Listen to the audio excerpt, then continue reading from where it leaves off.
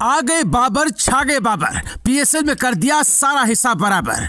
बाबर आजम ने खेल दी हाहाकारी पारी, ट्रोल्स को दे दिया जवाब बारी बारी। बाबर आजम की हाफ सेंचुरी और अकील हुसैन की तरफ से ली गई हैट्रिक। अब मेरे पास वो शख्स ले आओ, अब मुझे वो लोग दिखा दो जो लोग कहते हैं कि भाई बाबर आजम काफी धीमी बल्लेबाजी करता है। बाबर आजम ने जो आज तेज अंदाज में बल्लेबाजी की, अटैकिंगनेस हमें बाबर आजम की बल्लेबाजी में कहीं ना कहीं नजर आई। और आज जो बाबर ने एक नए इंटेंट से खेल के दिखाया है, एक तेज 50 लगाना, ये एक ऐसी नॉक खेल गए बाबर आजम।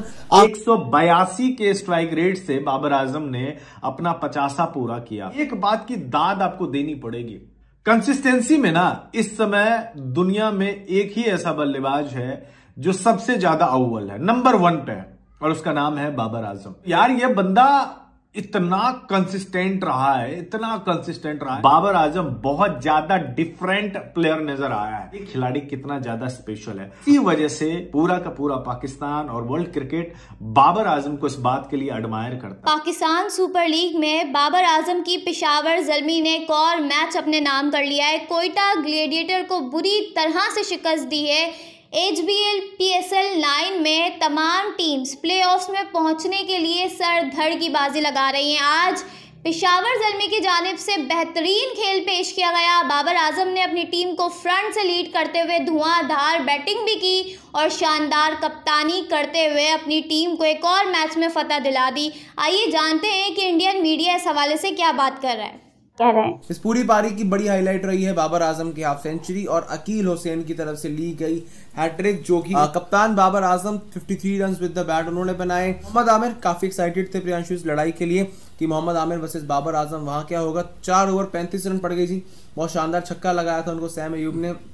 अब मेरे पास वो शख्स ले आओ, अब मुझे वो लोग दिखा दो जो लोग कहते हैं कि भाई बाबर आजम काफी धीमी बल्लेबाजी करता है। आज जब बाबर आजम ने ही बैटिंग की, फॉलो विकेट्स पर रॉबिन, एक सेकंड, आज जब बाबर आजम ने बैटिंग की, आप कन्वर्जन रेट देखिए भाई साहब। एक तरफ से सैम अयूब का विकेट गिरा, एक तरफ से वहां पर फिर आपके लिए मोहम्मद हारिस का विकेट गिरा, फिर हसीबुल्लाह आते ही चले गए, फिर उसके बाद बाबर आजम जब खुद आउट हुए, मतलब पहले से लेकर 13वें ओवर तक विकेटें गिरती रही लेकिन स्कोरिंग रेट आपकी कभी नहीं रुकी।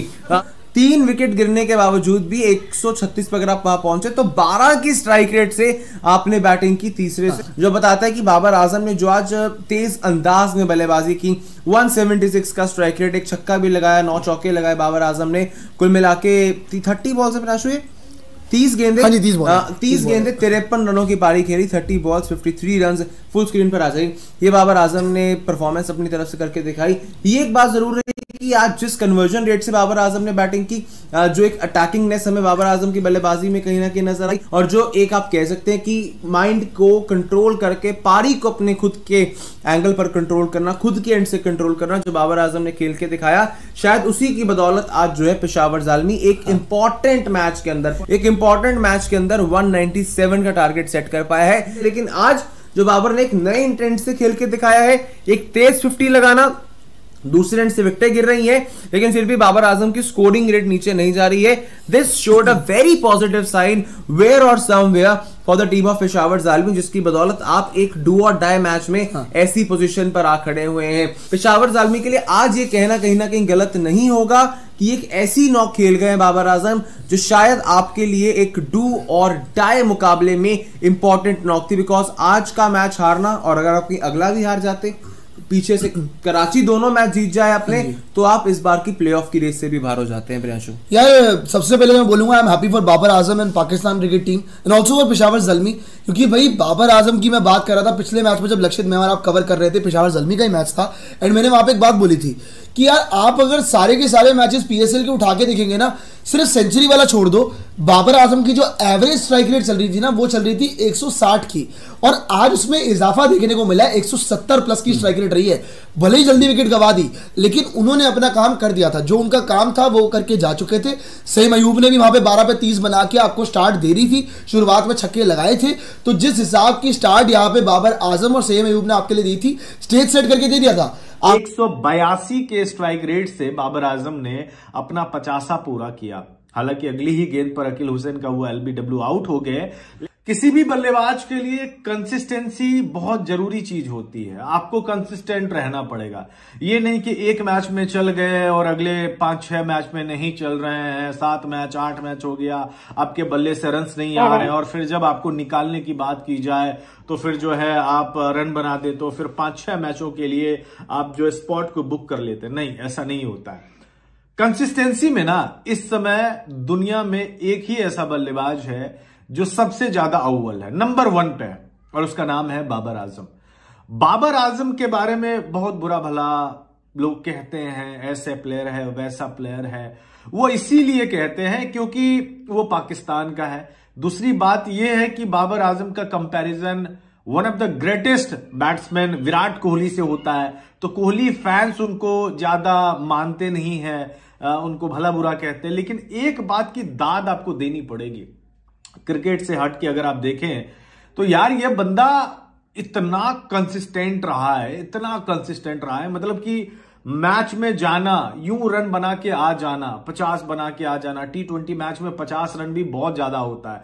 आप जाते हो 50 रन बना जाते हो, 60 रन बना जाते हो, और वो बहुत आसानी से बना जाते हो। लोगों को लगता है कि अरे यार पिच ऐसी है, ये ऐसा नहीं होता है।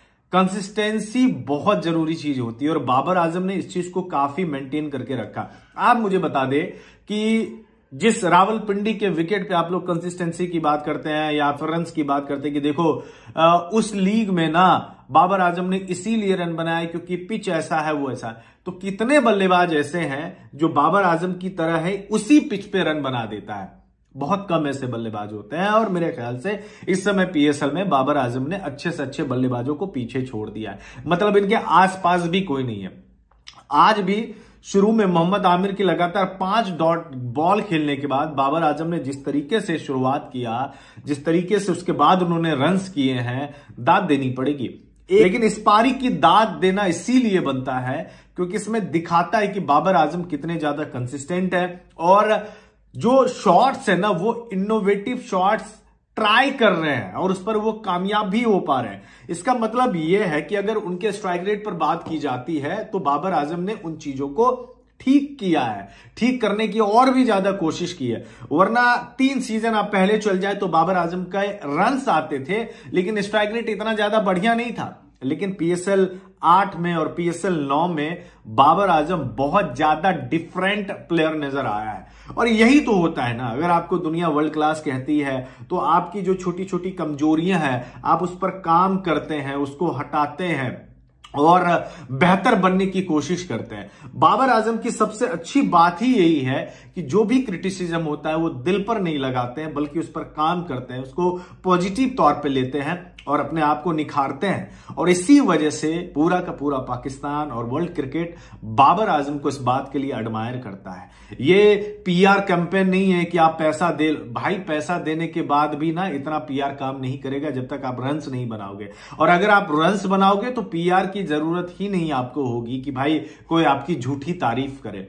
इतना कंसिस्टेंसी से रन बनाना और इतना अच्छा स्ट्राइक रेट से जिस पीएसएल में अभी रन बना रहे हैं बाबर आजम, वो तारीफ के काबिल है, वो तारीफ के काबिल है। अगर आप पाकिस्तानी और वो कंपैरिजन वाला चश्मे को हटा दें तो आपको पता चलेगा कि ये खिलाड़ी कितना ज्यादा स्पेशल है। आज बाबर आजम ने रावलपिंडी के मैदान पे कोयटा ग्लैडिएटर्स के खिलाफ 29 बॉल में अपना 50 लगाया, चौका मारकर उन्होंने 50 लगाया और 183 का इस दौरान उसका जो है स्ट्राइक रेट भी था। अपने T20 करियर की 97th 50+ स्कोर किया जिसमें से 11 सेंचुरी भी शामिल है। 11 सेंचुरी पूरे एशिया में सबसे ज्यादा T20 फॉर्मेट में सेंचुरी लगाने वाले बाबर आजम पहले बल्लेबाज है। उनसे आगे सिर्फ क्रिस गेल ही है। तो एशिया में सबसे ज्यादा T20 में सेंचुरी जिस बल्लेबाज का है, बावजूद इसके उसे T20 का बल्लेबाज नहीं माना जाता है। उन्हीं के देश वाले, उन्हीं के देश के प्लेयर जो है फॉर्मर क्रिकेटर्स ये बोलते हैं कि बाबर आजम T20 क्रिकेट में फिट नहीं बैठते हैं। ये वो लोग बोलते हैं जिन्होंने T20 क्रिकेट में कुछ नहीं उखाड़ा, बस ये है कि टीवी पर बैठकर बातें करनी है। कभी आप बाबर आजम की तरह खेले होते तो शायद आपको टीवी पर बैठना ही नहीं पड़ता।